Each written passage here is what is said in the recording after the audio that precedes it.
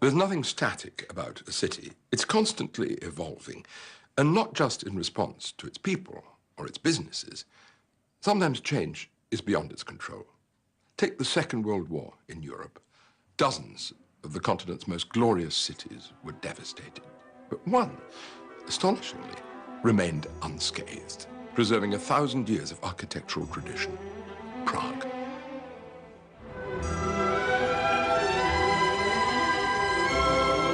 The capital of the modern Czech Republic stands on the mighty Vltava River, captured in music by the Czech composer Bedřich Smetana. Miraculously, Prague survived World War II with its impressive architectural heritage intact.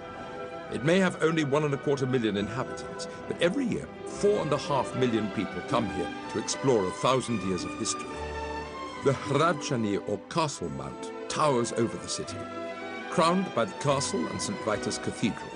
But the star of the city, as far as visitors are concerned, is the Charles Bridge with its wonderful statuary.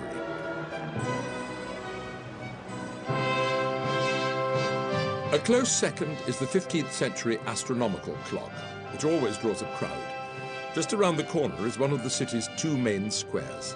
This is the Old Town Square, and this is the New Town, or Wenceslas Square, where in 1989 more than 250,000 people gathered to overthrow the communist regime. They succeeded. Today, Prague is a contemporary cosmopolitan mix of restaurants, shopping malls, and stylish bars. A far cry from this old fortress where the story of Prague began. Vyšehrad became the nationalist symbol of the city in the 19th century.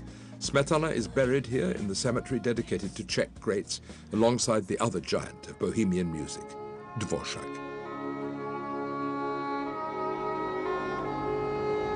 As we've seen, Prague has moved with the times. The Obecní dom, or municipal house, celebrated the city's embrace of Art Nouveau. The House of the Black Madonna is a triumph of Cubism, whilst the Trade Fair Palace from the 1920s embraces functionalism.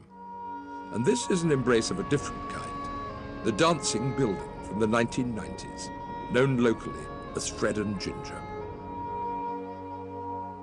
Prague is one of Europe's most dynamic capitals, reflected in its immense popularity with visitors.